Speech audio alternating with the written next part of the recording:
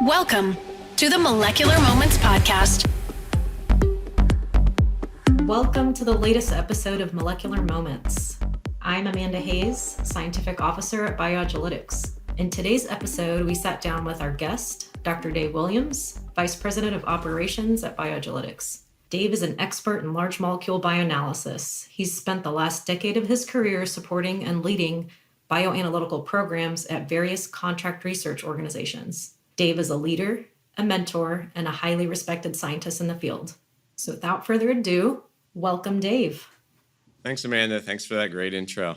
So I'm actually going to start with how long I've known you. It's been a really long time, actually, since 2007, if you can believe that. So Dave and I went to grad school together.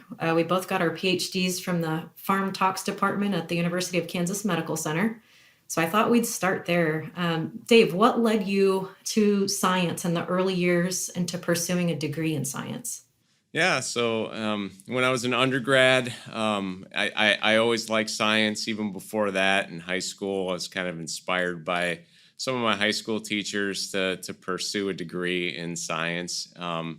So after I graduated, I went and took a job. I wasn't sure if I wanted to go into grad school yet or not. So I took a job at a clinical diagnostic company close to where I lived.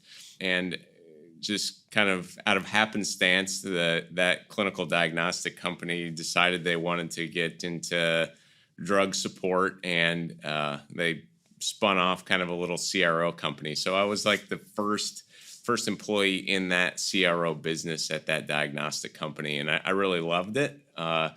The ability to kind of see something different than clinical diagnostic was neat to me, and the group grew, and the team got bigger, and at some point I decided it was time to go back to grad school because I felt that was what I needed to do. Since I've known you for a while, so I know you spent some time after grad school kind of leading the lab for Dr. Yishke during those years, but what made you go back to the industry? Yeah, so that experience before grad school, that was kind of where I ultimately wanted to go. So grad school is kind of a means to an end for me, that was kind of the main reason why I picked that graduate program, Pharm Tox. So some of my mentors in that initial industry job said that if I wanted to go back into industry, a toxicology degree would probably be most marketable for me. So in grad school, I was working mostly on liver toxicity. So as you well know, we were in a very liver-centric department. So used that experience to kind of facilitate my future career aspirations. So since I've known you over the years, to me, you've always been kind of a jack of all trades scientist. So there's a lot of platforms that you're pretty knowledgeable about. Is there a specific scientific area or platform that you're most passionate about or stay most up to date on? Yeah, so in my current role at BioAgelytics, I oversee all of our cell-based and molecular work here in our North Carolina lab. The thing that I've always been probably most passionate about is flow cytometry. So there's always been a little place in my heart for flow cytometry. And I'm actually still active in AAPS with the Flow Cytometry Action Planning Committee. So when I can make time to join that group, it's something that I really enjoy. And staying up on flow cytometry, and especially the advances in that field, are really exciting to me. Yeah, kind of staying within that vein. So the jack of all trades vein. How do you stay up to date in the industry with these different platforms, different drug therapies? Do you carve out time to review literature? Or are there certain podcasts you listen to? Or yeah, it's funny because kind of the only thing that I read is scientific literature. Everyone kind of makes fun of me. Dave, what's the last novel you read? And it's like, I can't even tell you. I don't know if I've read one in probably 20 years. It's all science for me. And I don't know, I guess a lot of times I kind of look at just more general. I look in the news and see what's happening, and if I see something that interests me, then I dig deeper and go back to the primary scientific literature and read that then. But Yeah, I don't know. It's what drives me, I guess. I always want to learn more, and I'm always excited to read about new advances and especially new drug modalities. I think it's awesome. So, a big part of your career, you've spent a lot of times, being an influential leader for scientists over the years, and you've had a hand in developing and overseeing pretty large teams of scientists. What would you say is the most rewarding aspect of that part of your career? Yeah, I mean, I think as scientists, we always want to learn more and grow. And as you kind of move into leading larger groups, you just get to see more data. You get to be exposed to additional kind of strategies for how to tackle scientific problems. And that's actually my favorite part of the job, getting to dig into the data that the team generates and try to find solutions for scientific problems. But in terms of mentoring people, I really think that that's kind of an integral part of being a scientist. That's the only way that science really advances, by sharing knowledge and trying to help others answer questions that maybe you couldn't answer yourself. So it's really rewarding to me to see young, excited new scientists join BioAgilytics and climb through the ranks, and then they're mentoring additional junior staff below them. So it's what drives us all as scientists, I think. That's a great point. Actually, right before this call, I had the opportunity to give a presentation at Temple University to the pharmacy school there, to their graduate students. And most of the questions that I received were about career path and kind of mentorship and in that area. So I gave some pretty good, nuggets of advice to those folks from my experience. But looking at your career and your path, what advice would you have for early scientists just getting started and maybe taking a career in the industry? Yeah, I think that when people are in academia, their mentors are academia focused, right? So most PIs at the university want their most kind of promising students to remain in academia and kind of follow in their footsteps and continue their legacy, right? But that's only part of the equation, I guess. So for people that are interested in industry, I think it's really important to not just rely on their mentor, but also to talk to others. Like, I think it's great that you were talking to some people at the university to get them exposed to other opportunities that they might not otherwise see at the university. For me, going into grad school, I kind of already knew where I wanted to go. I knew I wanted to go back to industry because I had already been there before. But for people that come straight out of undergrad into grad school, they might not know what they want to do. So when we interview people at BioAgilytics, they're also like, oh, well, they finished their PhD or they finished a couple of years of postdoc, and they're like, I want to go into industry. And it's like, well, why? And they're like, oh, I'm done with academia. It's like, well, why are you done with academia? What do you think industry is going to be like? And, some of them have a clear picture of what they want, and some of them just want something different, and might not really even know why they're saying they want to go into industry.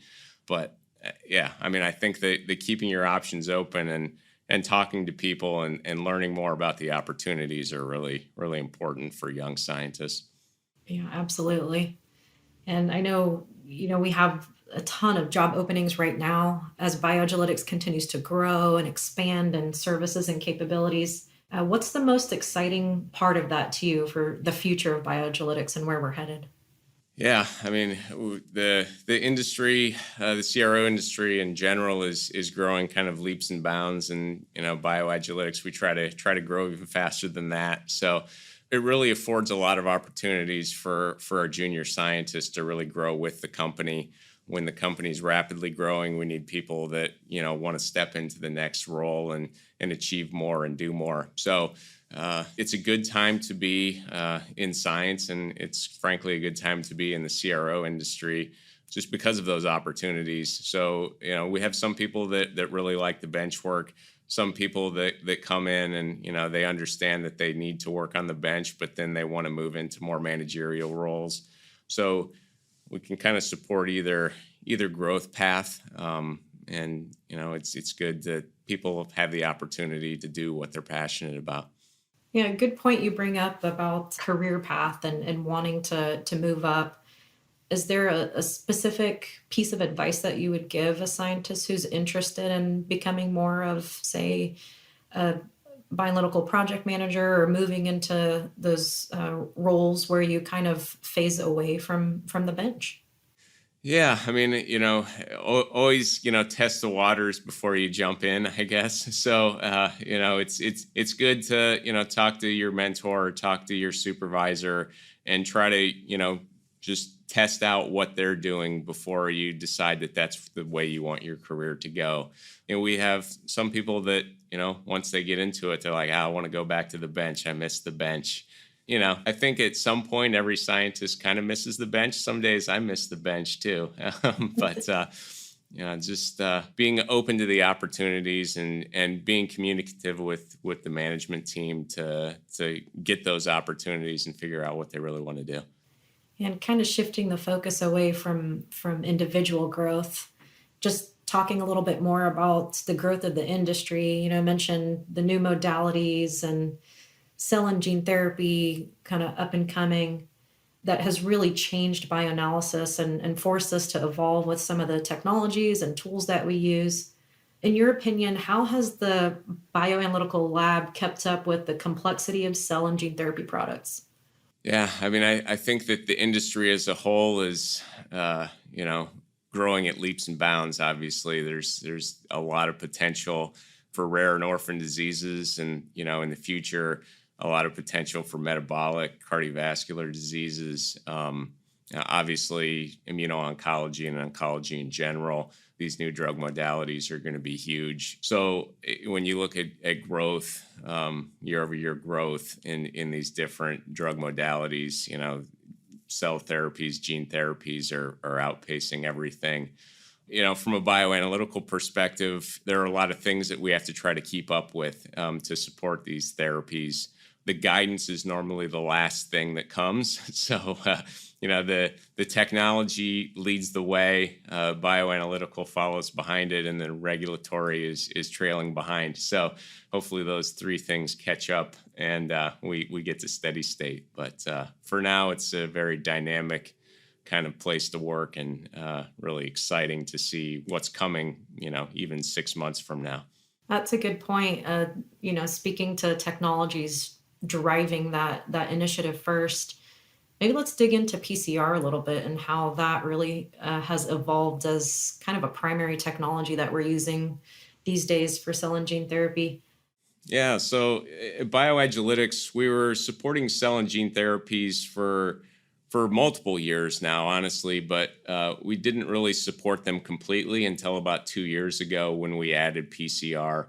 So for gene therapies that are using AAV or other viral vectors, we've been kind of well known for immunogenicity. So we've supported AAV immunogenicity for patient inclusion, exclusion, as well as for patient monitoring within study for multiple years now. But a couple of years ago, we did add PCR, and we added a couple of different platforms. So we had a qPCR as well as ddPCR, which each kind of have their pros and cons and advantages and disadvantages, I guess. But in terms of monitoring biodistribution, titering drug product, all of those things, those are really essential tools in the progression of those drug modalities. Yeah, and interesting that you brought up the difference between the traditional PCR and digital PCR or digital droplet PCR. Let's dig into that a little bit more. So what are your thoughts on each platform? Let's talk about advantages, disadvantages, trend in the industry, or more folks leaning one way or the other? Yeah, I think it's a great point that we can compare those two different technologies. I would say probably in the GMP CMC space, digital PCR is probably the front runner ahead of qPCR at this point. I would say for biodistribution studies, it's kind of an even mix at this point. There are some legacy studies that are on qPCR, and those are generally staying on qPCR.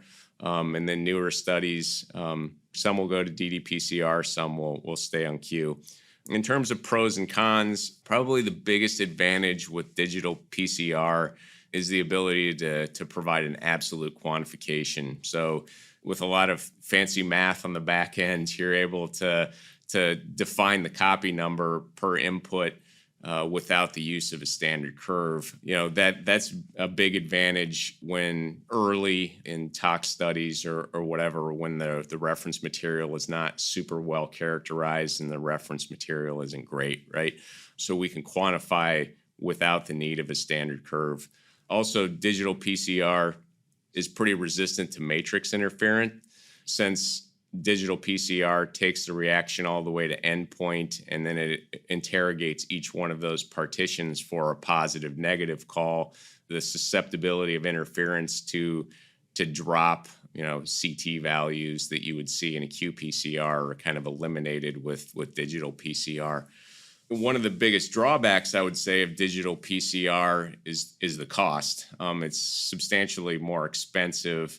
The partitioning of each reaction can be expensive. So at BioAgilytics, we use digital droplet PCR. So it uses an oil immersion to create the partitions. There are some other instruments that use microfluidic partitioning or a physical partitioning system.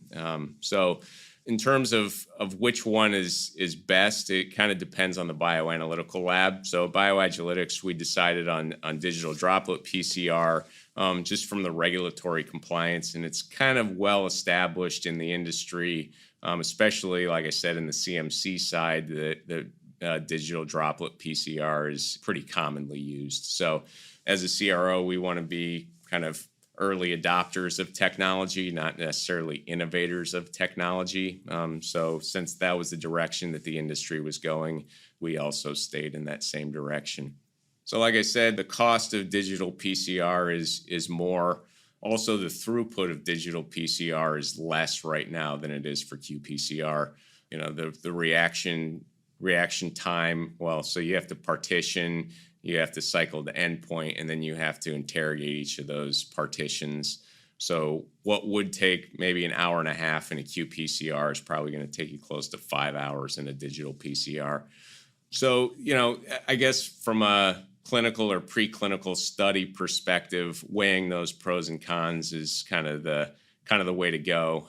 If you don't have a good reference material, you might want to stick with ddPCR. If you have a lot of samples you need to run, then maybe qPCR is the way to go. So I don't say one is necessarily better or worse than the other. I think that they just have different applications, and which one is better to use kind of depends on the sponsor as well as on the study design. And a good point about CROs being the first adopters of these types of technologies.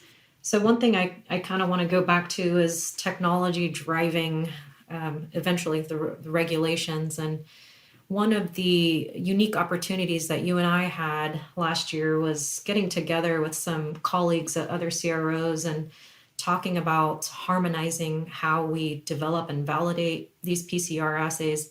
So can you talk a little bit about how that group came to be and what you wanted to get out of that? Yeah, so like I said before, we're kind of lacking industry guidance. So, the CRO space is kind of unique in the fact that we get to see a lot of different sponsors' projects, and we get to kind of dip our toes in a lot of those different waters. So if what we discussed is if we can get kind of best practice and harmonization across these CROs, then we can probably come to a fairly wide industry consensus about how to do some of these studies. It was really kind of neat to engage with Rafiq and Katie to really go through and, let's weigh the pros and cons. What do you guys do for best practice? How would you handle this? We've done it this way. We've seen it that way, but we also do it this way. So, it was great to really talk to our peers and, competitor labs kind of coming together to decide what's really the best way to drive science forward. And to me, that was kind of the coolest part of the whole thing is, we're working with our direct competitor labs, but we're trying to find out the answer for science, right? I think that the workshop was really well received this past summer. And we got a lot of really good questions. So I think that the summary paper that we wrote up for that meeting will hopefully enlighten some people, and if nothing else, kind of stimulate some discussion about what should be best practice for some of these molecular assays in the bioanalytical space. Yeah, I absolutely agree. Those discussions were very instrumental. They were very enlightening. So going back to the workshop that you mentioned, so we actually had an opportunity to put together a 2-day workshop with the AAPS to talk about harmonizing best practices and our recommendations for developing and validating PCR assays. What was your biggest takeaway from the workshop questions that we received? Yeah, I mean, I think that the biggest takeaway was just general concepts like, what do we need to demonstrate when we validate a biodistribution assay? We presented kind of what our consensus best practice was, but the attendees of that workshop, I think that they were mostly in line, but yeah, there were some, disagreements, conversations, recommendations, and I think that's great, that scientific discourse. And that actually helped us kind of round out the paper, I feel, on the back end. We took a lot of that feedback from the several hundred people that attended that workshop and really incorporated it into the final meeting summary. And I think it's interesting that there are other global initiatives looking for the same thing, that harmonization, the best practices, recommendations for how to best use this technology. I also think that, right now we're at a point where people are trying to use the current guidance, right? Like, so do we apply ligand binding assay guidance to this molecular assay, or do we apply chromatographic guidance to this method? And I think that we're going to land somewhere in between, and that's kind of what our recommendations ended up being. So applying the ones that make scientific sense. There really isn't a one size fits all. Like, this type of method doesn't directly fit with LBA, and it doesn't directly fit with chromatographic. So where is the overlap? Where are the differences? And, where is it just really unique from both of those two technologies? Exactly. And keeping the context of use in mind. We use this technology for a host of different assays. Thinking about how the data is going to be used is also another important aspect of how the assays themselves are validated. Yeah, absolutely. And, another kind of interesting conversation that came out of that workshop was, what's really a critical reagent for these assays? Probes and primers, master mix, obviously the reference material. And, if those are critical reagents, what do we need to do as a bioanalytical laboratory to qualify, to bridge, to say that those reagents are fit for purpose and, able to perform as expected, as required within the assay. Thanks, Dave, for your insight on PCR. Let's switch gears a little bit and talk about hobbies. So, both of us are Kansas City natives. We hail from the Kansas City area, Kansas. Now that you've spent a number of years in North Carolina, do you still follow hometown sports? Yeah, I'm still a huge Chiefs fan. So this year was a little rough for me, the monumental meltdown in the championship game. But we can't go to the Super Bowl every year, I guess. But there aren't many Jayhawks fans here in RTP either. It's a lot of Duke, it's a lot of UNC, it's a lot of NC State. So I'm kind of the oddball here, but yeah, definitely still a Kansas City sports fan for sure. Great. And speaking about North Carolina, so I know you enjoy being out in nature and hiking and sightseeing with your family. What is your favorite spot that you have been to in that area? Yeah. So the great thing about the RTP area is we're about like 3 hours from the mountains or 3 hours from the beach. So the fun thing about North Carolina beaches, especially on the Outer Banks, is you can drive on them. So I take my Jeep out and drive on the beach, and you find your spot you want and park, and the kids pull all their stuff out. And if you want to move to another spot, you just throw it in the Jeep and drive to the next spot. So it's fun. The weather here is obviously a lot better than it is in Kansas City. It'll be 60 here and it'll be 6 there. So I'm jealous. But in terms of, the city and, being in North Carolina, we really like it here. One thing I definitely do miss is the barbecue, though. So I know it's kind of blasphemous that, somebody in North Carolina says that they don't like the North Carolina barbecue, but I was born and raised on Kansas City barbecue, and it's just not the same here. Yeah, I believe that. I'm with you on that one. What's your favorite barbecue place in Kansas City? It has to be Joe's. Yep. It has to be Joe's. I agree with you on that as well. So outside of North Carolina, do you have any travel bucket list spots? Oh, that's a good question. So we really like to travel, with over the past couple of years with COVID, we haven't really wanted to put our kids on planes. So most of our travel has been, in the general vicinity where we can do it by car. Definitely at some point are going to want to go to Europe and, let the kids explore there. But for now, we're keeping it local. Hopefully COVID will be done soon, but who knows?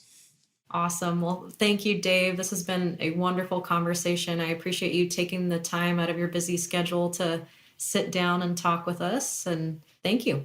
Absolutely. Thanks for having me, Amanda. The Molecular Moments podcast, sponsored by BioAgilytix, is an ongoing conversation about the various nuances of drug development and bioanalysis. In each episode, we sit down with a different industry leader to explore their area of expertise, the industry as a whole, and the mentors who helped them become the scientists they are today. It's a podcast for scientists by scientists. Listen and subscribe to Molecular Moments today on Spotify, Apple Podcasts, or wherever you like to listen. Thanks for listening to the Molecular Moments podcast.